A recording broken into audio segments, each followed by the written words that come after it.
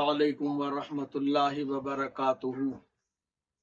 آئیے آج کے اس بیان میں چاند کے تعلق سے بات کرتے ہیں۔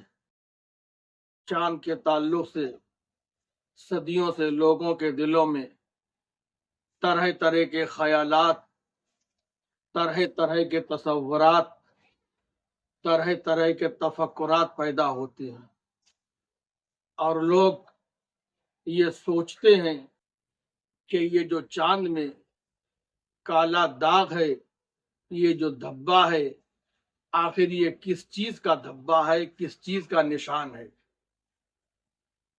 ہم نے بہت سے لوگوں سے سنا ہے کہ وہ لوگ یہ کہتے ہیں کہ چاند میں یہ جو کالا داغ ہے، یہ ایک بڑھیا ہے جو چرخہ کاٹ رہی ہے۔ اور ہم نے خود بچپن میں اپنی والدہ محترمہ سے پوچھا تھا، تو ہماری والدہ محترمہ نے ہمیں بتایا کہ بیٹا، کہ چاند اور سورج یہ دونوں آپس میں بھائی بھائی ہیں، اور یہ کہیں دعوت میں گئے تھے، تو جب دعوت سے واپس لوٹ کر کے آئے تو چاند اپنی جیب میں کھانے کا سامان لے کر کے آیا اور سورج خالی ہاتھ چلا آیا۔ تو اس وقت اس کی ماں نے چاند کو یہ دعا دی کہ بیٹا تم ٹھنڈاتے رہنا، اور سورج کو یہ دعا دی کہ بیٹا تم گرماتے رہنا۔ بہرحال یہ طرح طرح کے خیالات انہوں نے جیسا ہمیں بتلایا، ہم نے ویسا یقین کر لیا۔ لیکن جب ہم نے کتابوں کے اندر پڑھا اور اس کو پڑھ کر کے جب اس کا علم ہوا، تو میں نے چاہا اصل حقیقت یہ ہے، ابھی تک اس کے بارے میں لوگوں کو معلوم نہیں، تو میں نے اس کو آپ کے سامنے بیان کرنا چاہا تاکہ آپ کو اس کی حقیقت اور اس کی سچائی پتہ لگ جائے۔ تو بہرحال آئیے شروع کرتے ہیں۔ اگر آپ ہمارے چینل پر نئے ہیں تو چینل کو سبسکرائب کریں اور شیئر بھی کریں۔ چاند اور سورج کے بارے میں راویین بیان کرتے ہیں کہ اللہ تبارک و تعالی نے چاند اور سورج کو جب پیدا فرمایا تو چاند اور سورج دونوں میں برابر برابر کی روشنی تھی، یعنی جتنی روشنی سورج میں اتنی روشنی چاند میں۔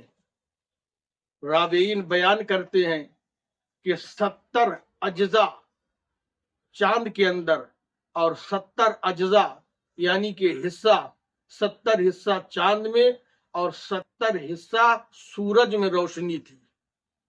پھر جبریل امین کو رب تبارک و تعالی نے حکم فرمایا کہ اے جبریل اپنا پر چاند پر مارو، تو رب کے حکم سے جبریل نے اپنا پر 3 بار چاند پر مارا، تو جبریل کے پر مارنے کا اثر یہ ہوا کہ چاند کی 69 حصہ روشنی کم ہو گئی اور وہ روشنی سورج کو دے دی گئی۔ اس کے بعد جب وہ روشنی سورج کو دے دی گئی تو چاند کی روشنی ایک حصہ رہ گئی۔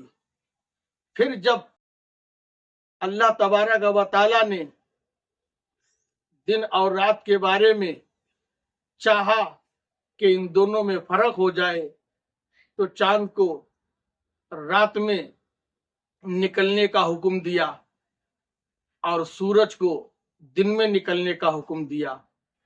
تو رات میں چاند نکلتا، اس لیے چاند کی روشنی ایک حصہ ہے، تو اس ایک حصے کی روشنی سورج کی روشنی کے مقابلے میں ایک نقطے کی طرح ہے۔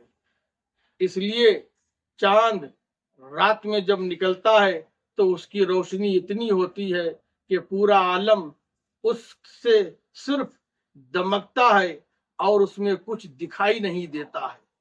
لیکن سورج کے اندر اتنی روشنی ہے کہ وہ جب دن میں چمکتا ہے تو پورا عالم اس سے منور ہو جاتا ہے، हर छुपी हुई चीज दिखने लगती है, हर पोशीदा चीज जाहिर हो जाती है, कोई भी चीज छुपी नहीं रहती है। मतलब ये है कि सूरज की रोशनी और चांद की रोशनी में फर्क हो गया, दिन और रात में फर्क हो गया।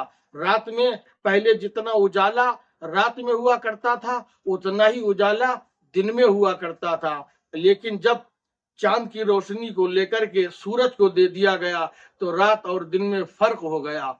और आखिर बात यह है कि ये जो चांद पर काला धब्बा दिख रहा है, इसके बारे में राबीन बयान करते हैं कि यहाँ पर जिब्रील ने जो अपने पर मारे थे, वो जिब्रील के पर मारने के निशानात बने हुए हैं, जो ये चांद पे काला धब्बा दिख रहा है। ये हमने किताबों में पढ़ा है और जो हमें मालूमात थी वो हमने आप तक बयान की। अगर इसमें कोई कमी बेशी हो तो मैं अल्लाह की बारगाह में तौबा करता हूँ।